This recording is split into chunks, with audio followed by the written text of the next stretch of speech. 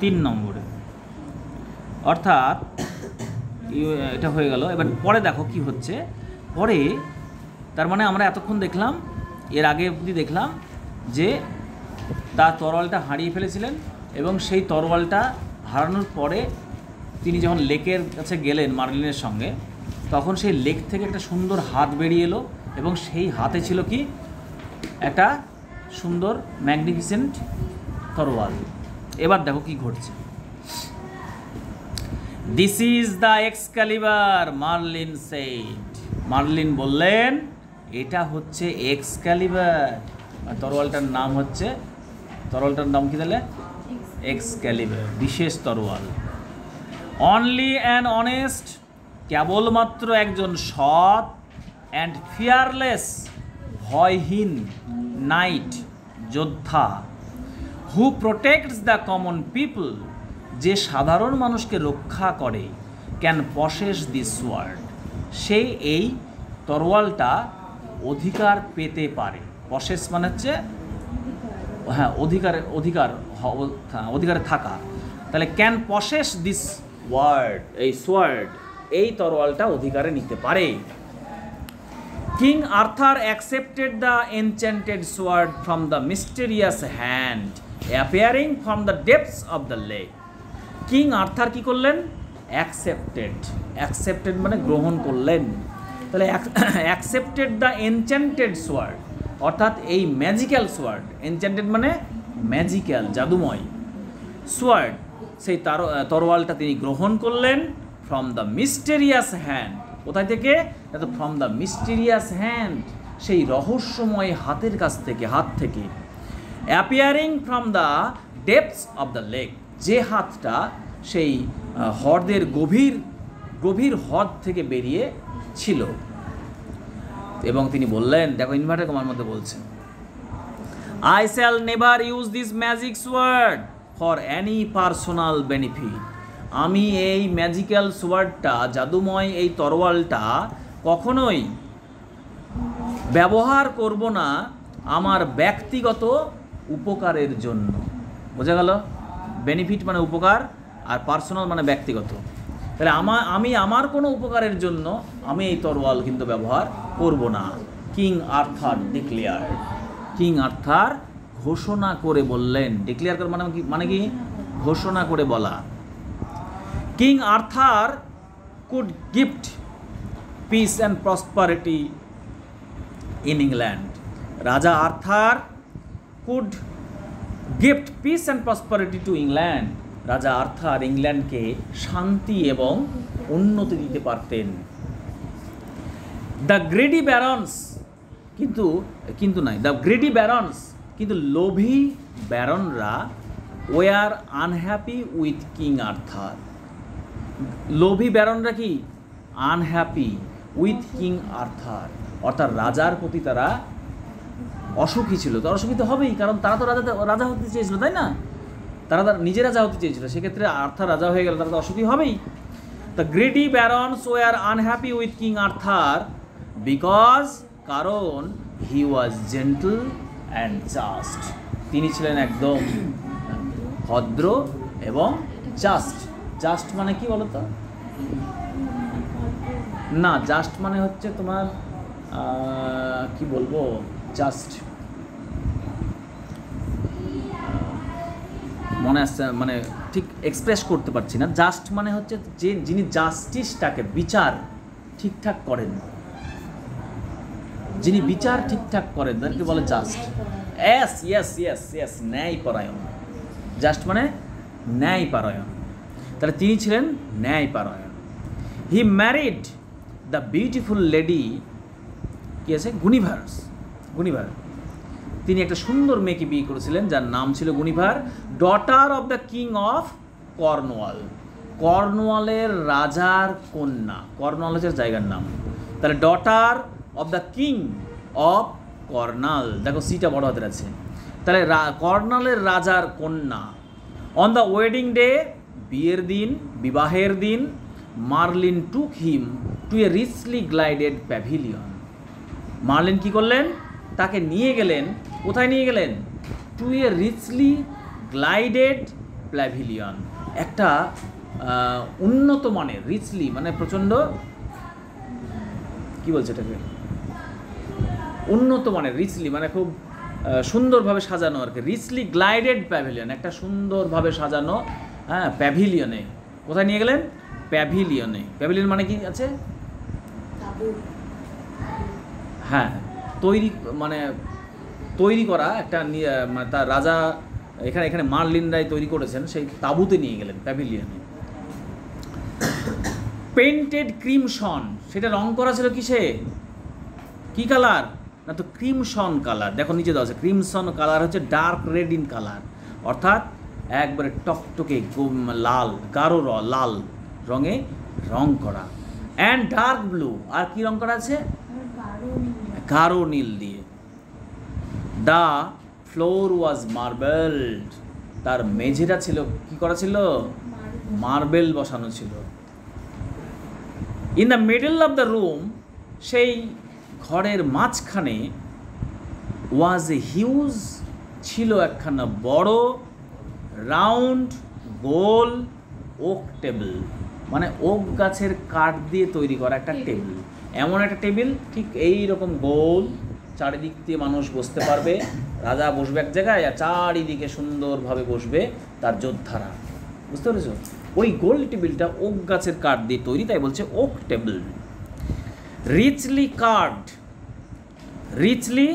Curved, সেটা সুন্দরভাবে curve করা। কার্ভ মানে কি? হ্যাঁ খোদিত করা আছে। কি করা আছে? হ্যাঁ কার্ভড।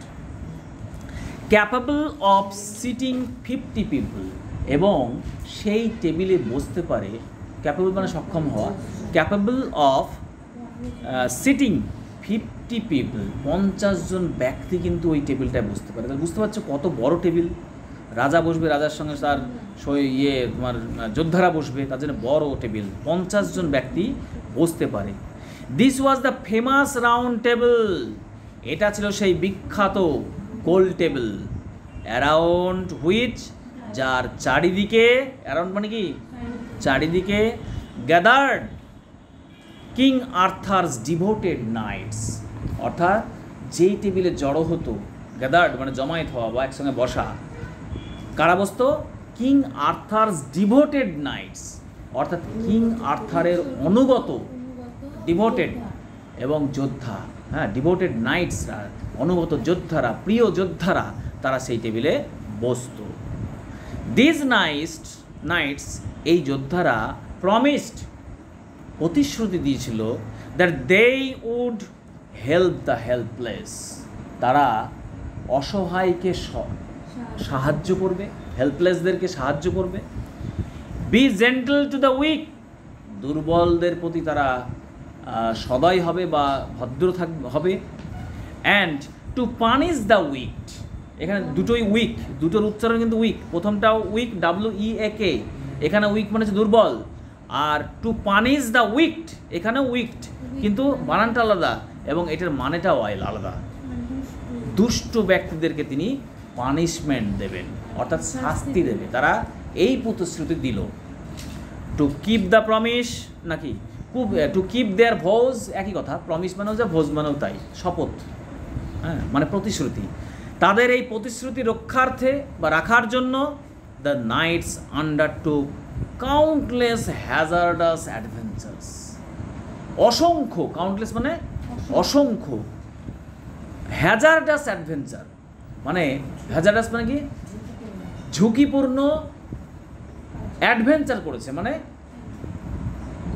দুঃসাহসিক যুদ্ধ করেছে, মানে যে যুদ্ধ করা খুব ঝুঁকিপূর্ণ, জীবন চলে যেতে পারে। তো এই কথাটা রাখার জন্য এই যে প্রমিস তারা করেছিল, কি প্রমিস করেছিল? সাধারণ মানুষকে রক্ষা করবে, তাই না? দুর্বলদেরকে রক্ষা করবে আর দুষ্টুদেরকে দমন করবে। এইটা কথাটা রাখার জন্য তাদেরকে প্রচুর পরিমাণে যুদ্ধ করতে হয়, হ্যাঁ যেটা ছিল খুব অত্যন্ত ঝুঁকিপূর্ণ এবং দুঃসাহসিক যুদ্ধ।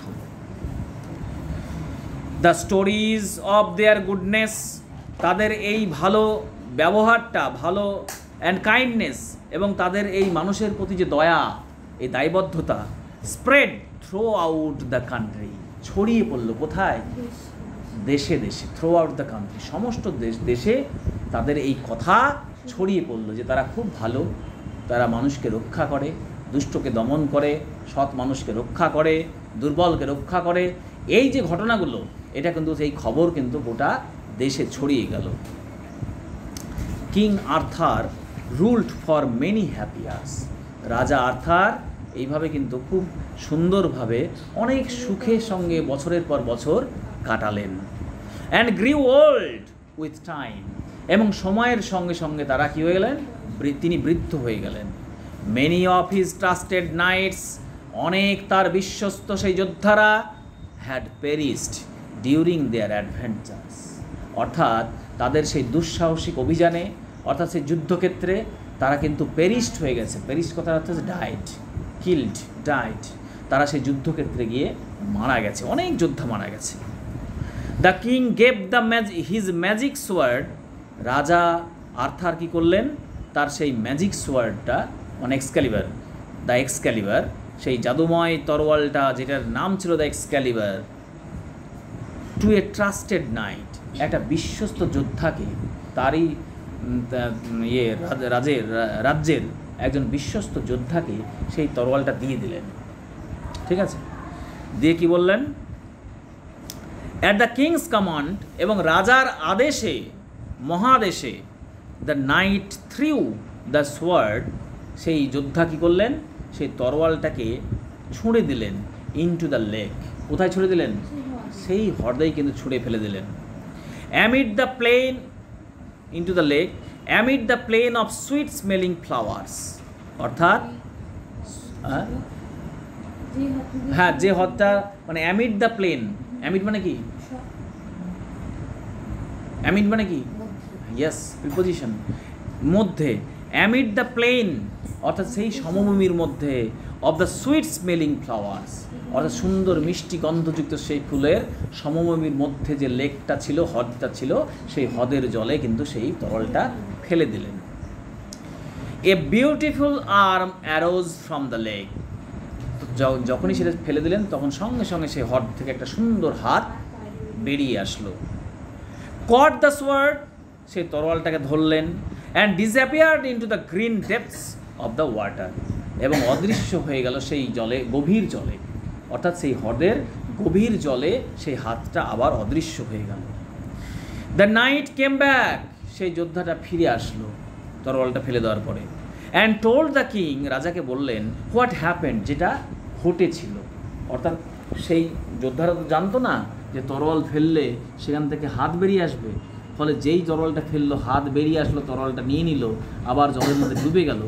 এটা তার কাছে অবাক্যর ঘটনা, তাই সে সঙ্গে সঙ্গে রাজাকে বিষয়টা জানালেন, যেটা ঘটলো, হোয়াট হ্যাপেন্ড, যেটা ঘটেছিল। কিং আর্থার স্মাইল্ড, এটা শুনে কি রাজা অবাক হবে? অবাক তো হবে না, সে তো জানেই, তাই রাজা হাসলো। হি ইনস্ট্রাক্টেড হিজ পিপল, সে তার লোকজনদেরকে নির্দেশ দিলেন, to put him on a বাজ, তাকে একটা বড় নৌকার উপরে রাখতে। কোথায় রাখতে? বড় নৌকার উপরে রাখতে, মানে ওর রাজত্ব হয়ে গেছে, রাজা হিসেবে দায়িত্ব পালন হয়ে গেছে, শান্তিতে এখন ইংল্যান্ড চলছে, তিনি এখন বৃদ্ধ হয়ে গেছেন, তাই তিনি তার সমস্ত দেশবাসীকে বললেন, লোকজনকে বললেন যে আমাকে একটা বড় নৌকায় তুলে দাও। It was the hour of twilight, এটা ছিল টুইলাইট, টুইলাইট মানে কি? গোধূলি, এটা ছিল গোধূলি সময়, মানে সন্ধ্যার সময়। উইথ টিয়ারফুল আইজ, অর্থাৎ চোখে জল নিয়ে, টিয়ারফুল আইজ মানে, টিয়ার মানে কি? চোখের জল, আর টিয়ারফুল আইজ মানে জল আছে এমন চোখ, জল ভর্তি চোখ, অশ্রু ভর্তি চোখ। সেই টিয়ারফুল আইজ নিয়ে, অশ্রু ভর্তি, জল ভর্তি কি, অশ্রু ভর্তি চোখ নিয়ে, মানে সেই মানুষজন যারা বিদায় জানাবে, তার লোকজন যখন বিদায় জানাবে, তারা তো একটু কাঁদবেই, তাই না? চোখে জল চলে এসেছে। Everyone bed good bye to the old king, প্রত্যেকেই সেই বৃদ্ধ রাজাকে বিদায় জানালো। অ্যাজ দ্য বার সেলড, যখন সেই নৌকাটা এগিয়ে গেল, উইথ হিম, তাকে নিয়ে, টুয়ার্ডস দ্য সেটিং সান, অর্থাৎ সেই অস্ত যাওয়া সূর্যের দিকে যখন নৌকাটা এগিয়ে গেল, তার রাজ্যের সমস্ত লোকজন তাকে শেষ বিদায় জানালেন চোখে জল নিয়ে। বোঝা গেল? এই হচ্ছে ঘটনা। খুব সুন্দর ঘটনা, ভালো করে পড়বে।